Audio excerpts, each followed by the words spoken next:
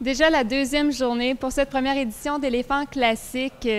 Plusieurs projections ont eu lieu et c'est étonnant de voir, on peut penser que ce genre d'événement est dédié aux cinéphiles. Bien oui, il y en a, c'est certain, mais pour la présentation de Pacha, j'ai eu l'occasion de prendre les commentaires et je vous dirais que ce sont des gens de tous les âges qui étaient présents dans la salle. On les rencontre à l'instant.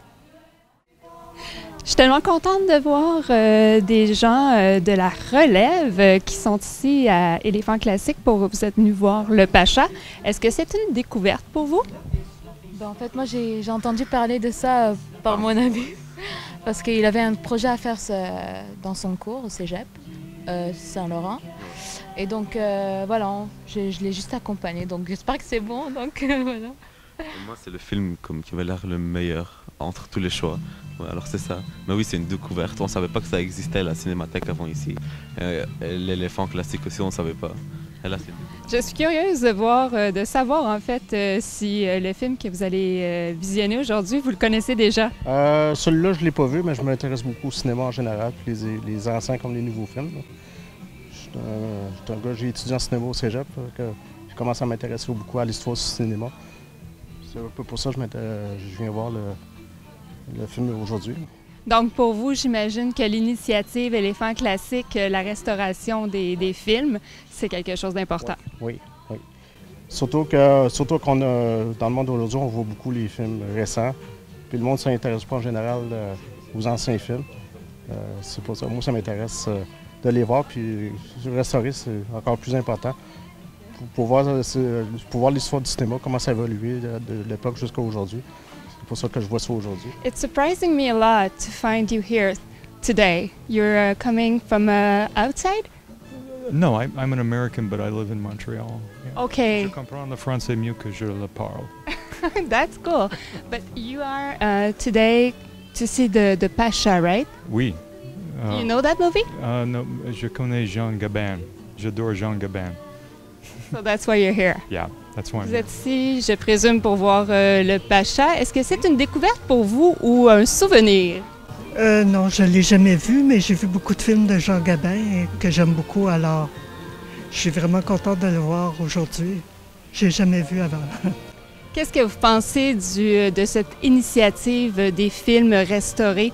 Ah ben c'est excellent parce que même pour les jeunes, ça peut être intéressant d'avoir accès à ça. Et puis les œuvres restaurées, c'est beaucoup mieux, l'image est belle et tout ça.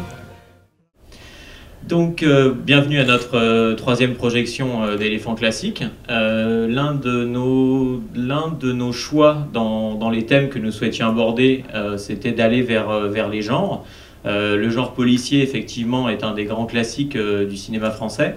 On a une tradition très forte du polar, en général, qui continue jusqu'à aujourd'hui. Il y a un prix qui est décerné tous les ans par le Festival de Lyon avec des grands films.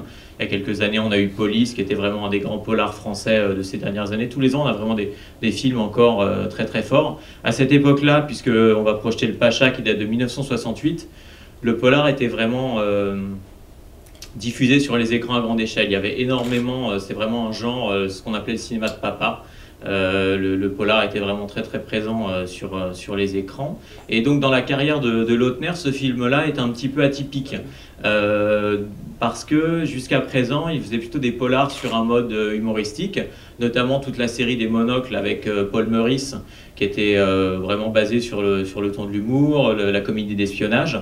Or là, avec Et ne nous fâchons pas, qui était juste avant, qui était quand même un petit peu sérieux, mais là on arrive sur le Pacha, dans une époque où on aborde les violences policières, où on parle beaucoup des changements, puisqu'on a Gabin qui est vraiment, vous verrez, il y a beaucoup d'évocations de la nostalgie, de l'esprit du passé, du fait d'ancrer un policier dans une époque.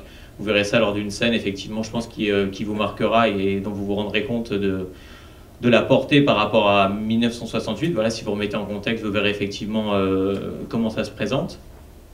Et donc Gabin, pour ce film, a perdu un combat. C'est-à-dire que Gabin avait toujours son équipe, l'équipe avec laquelle il travaillait depuis des années, et qui l'accompagnait sur tous les plateaux. Donc on avait toujours la même script, on avait le monteur qui travaillait pour Gabin. Gabin amenait son équipe et imposait aux réalisateurs avec lesquels il tournait toute sa propre équipe. Or, sur ce film, Lautner s'est battu pour imposer son équipe. Donc, pour ceux qui ont vu Les Tontons Flingueurs, vous vous souvenez, c'est quand même très très soigné.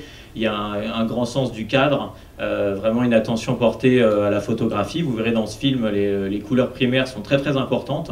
On a des plans très très beaux et on a une grande attention qui est portée aux écrans aussi. Vous verrez, voilà, c'est un film pour cela qui est assez, qui anticipe beaucoup ce qu'on voit maintenant. Si vous voyez les films policiers, les séries, vous avez un nombre d'écrans incalculable. Vous êtes vous-même, vous savez plus où donner du regard. Et ce film-là est déjà précurseur puisqu'on a les méthodes traditionnelles de la police employées par Gabin et on a déjà, puisqu'il fait partie d'une autre époque, et on a quelque chose qui va vers le futur, justement avec une police qui travaille avec des moyens modernes. Donc c'est aussi cela qui est intéressant et qui dynamise beaucoup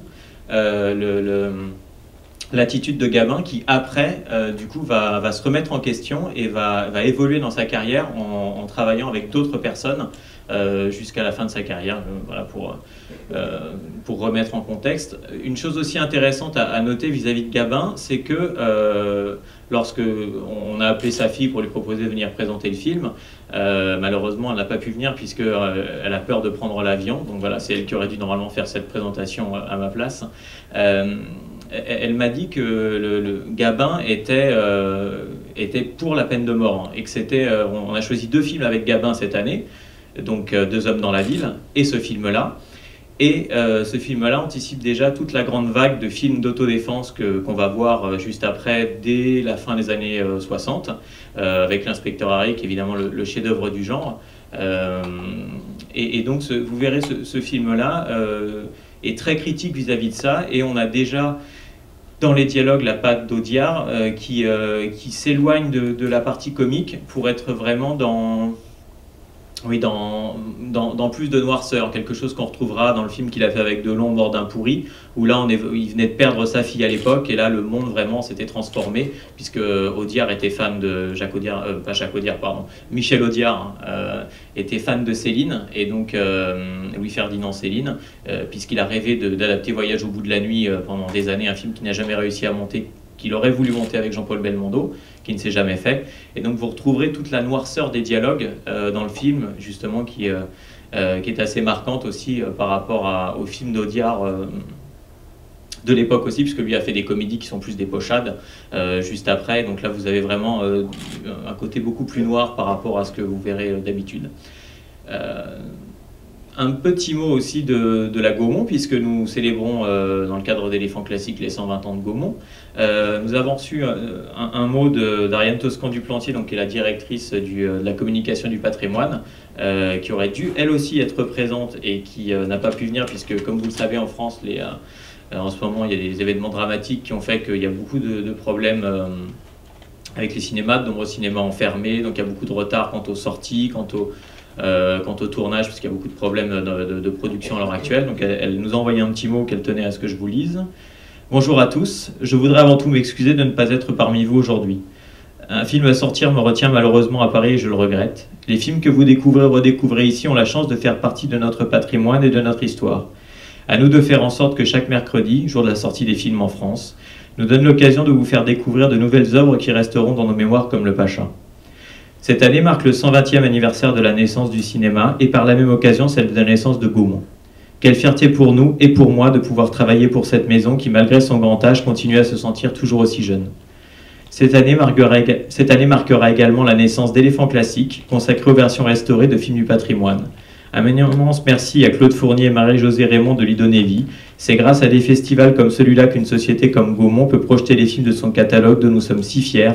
Merci de les choisir avec autant de soin et pour un public aussi large. Hier, le chef-d'œuvre de Gérard Horry, La folie des grandeurs, maintenant Le Pacha, et tout au long de ces quelques jours, des réalisateurs aussi différents qu'Alice Guy, notre pionnière, Agnès Varda, Godard, Besson, Demy, sans oublier bien sûr Michel Brault et bien d'autres. Merci à vous pour cette diversité qui nous fait fiers. Alors je conclus en vous parlant du film d'Alice Guy, donc, qui est la première réalisatrice au monde que nous célébrons cette année et qui a un film donc d'entre 1 et 2 minutes qui date de celui-là, je pense que ça doit être 1897. Donc vous avez un film à chaque fois, un film d'1 à 2 minutes qui précède le film et qui est en rapport avec le film qui suit. Donc celui-là s'appelle Les Cambrioleurs, donc le titre était plutôt bien choisi. Merci à tous, bonne séance.